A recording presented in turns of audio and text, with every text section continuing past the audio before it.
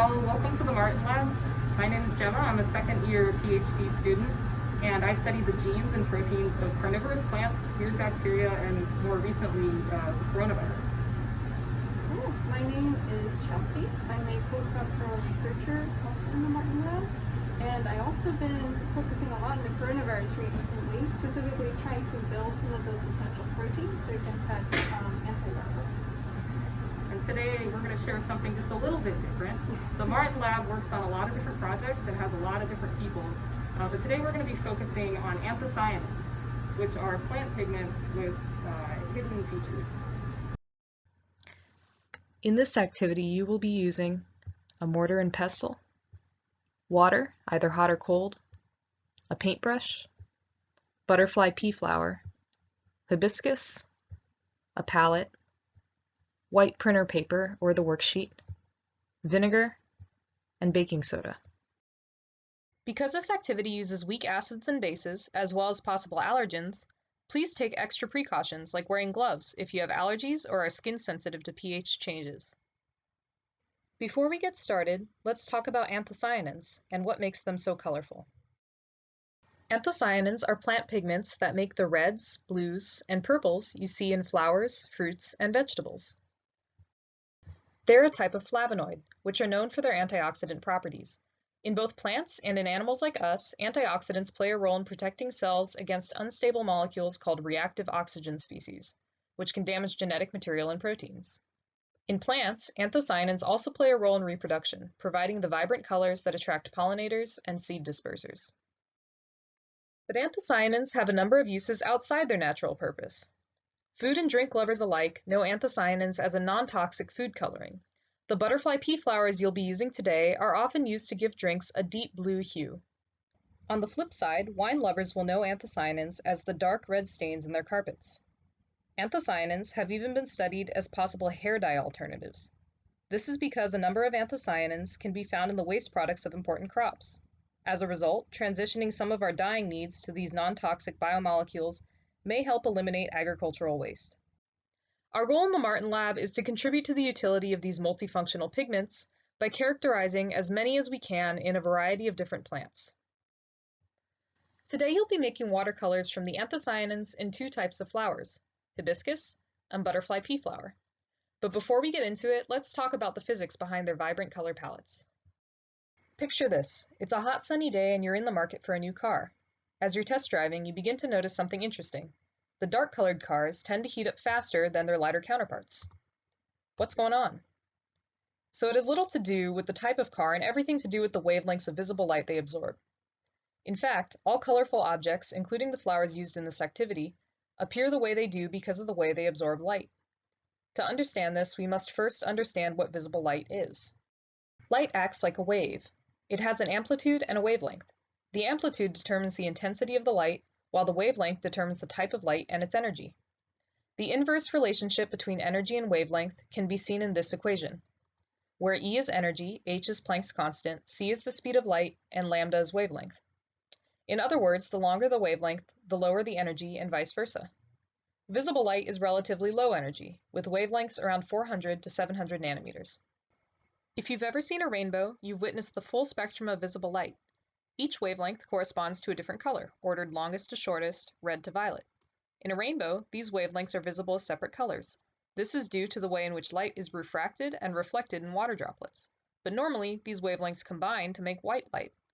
Likewise, in absence of all visible light appears black, which is why you can't see in the dark. So what does this have to do with flowers and hot cars? It turns out that the perceived color of an object depends on the wavelengths of visible light it absorbs. An object that absorbs no visible light will appear white, while one that absorbs all visible light will appear black. What we see is a combination of wavelengths that were reflected, not absorbed. Black cars heat up faster because they absorb all visible light and its energy, while white cars reflect it.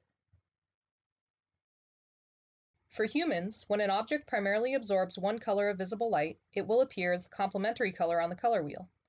For example, a patch of flowers that primarily absorbs green will be perceived red. Likewise, flowers that absorb orange will be perceived blue. This is a result of how our eyes work. We have three types of receptors called opsins, which absorb different wavelengths and allow us to see in combinations of red, green, and blue-violet. Other animals have different opsins and see color differently. Dogs, for instance, see in combinations of blue and yellow because they only have two opsins. Birds have four and can see into the UV part of the spectrum. In this activity, we'll be exploring the range of colors anthocyanins can produce. As you paint, see if you can tell which wavelengths are being absorbed. You're now ready to make some paint. Let's start with butterfly pea flowers. Begin by removing the tough green base from the blue petals. This green part of the plant does not contain many anthocyanins, and we aren't going to be using it for this activity. Begin grinding the petals with the pestle. They may be difficult to grind down, but that's okay. Just match them up as much as you can. Add just enough water to cover the petals and continue grinding. Hot water may speed up the process, but cold water works too. Here we're using cold water. You'll likely end up with squishy clumps of petals. Just press as much pigment out of them as you can. Adding more or less water will change the concentration. Play around with different dilutions and see what you like. After a while, you'll notice that your liquid turns a dark blue color. This is basically the finished product. You can either pour this product directly into the palette, or if you have a coffee filter lying around, you can filter it before use. If you don't filter it, you might just end up with some bits in your painting. Feel free to test out your new watercolors on the worksheet, but before we show you our masterpiece, we're going to make our hibiscus paint and compare it with the butterfly pea flower paint we just made. You'll make your hibiscus paint in much the same way. Take a few pieces of hibiscus and begin grinding them in the mortar. Contrary to the butterfly pea flowers, this works best if you grind everything to a rough powder before adding water. When you do add water, the resulting paint should be a deep red. Again, you can pour this directly into the palette, or you can filter it using a coffee filter. Before you put paintbrush to paper, let's compare our paints. If you remember from the beginning of the video, anthocyanins are plant pigments that can give plants like hibiscus and butterfly pea flowers their red, blue, and purple coloring. You'll also recall that the colors we perceive are actually a combination of visible light wavelengths that were not absorbed by an object. In many red, blue, and purple plants, anthocyanins are the molecules that are actually absorbing visible light. The colors we perceive are complementary to the colors that these anthocyanins absorb. We wanted to put this concept to the test, so when we made our paints, we ran a dilute amount on a machine called a spectrophotometer. Spectrophotometers can measure the amount and wavelengths of light that are absorbed by a solution. In this case, we tested a range of wavelengths within the visible spectrum. Pause here if you want to guess which wavelengths were absorbed by each of these solutions. So here's what the spectrophotometer told us.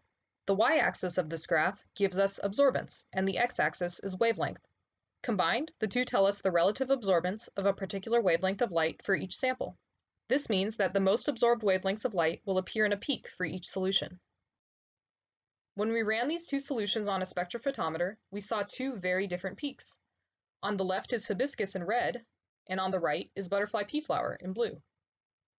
If you draw a vertical line through the center of each peak, you will be able to tell which wavelength of light was most absorbed for each solution. Like we learned before, hibiscus, which is red, primarily absorbs around 520 nanometers. On the color wheel, 520 nanometers is green, and the complementary color is red. Butterfly pea flower, on the other hand, is blue, and it primarily absorbs around 630 nanometers. On the color wheel, 630 nanometers is orange, and the complementary color is blue. So now you know all about what gives color to colorful objects. You know that an object's color depends on the wavelengths of visible light it absorbs, and that anthocyanins are pigments responsible for visible light absorbance in many red, blue, and purple plants. All that's left is to make an anthocyanin painting. So you know the butterfly pea flower turned out nice, but what about hibiscus? Notice anything odd about the color? The hibiscus paint should actually be changing color in real time. Why is that? The answer to that question and more are going to be explored in part 2 of this activity.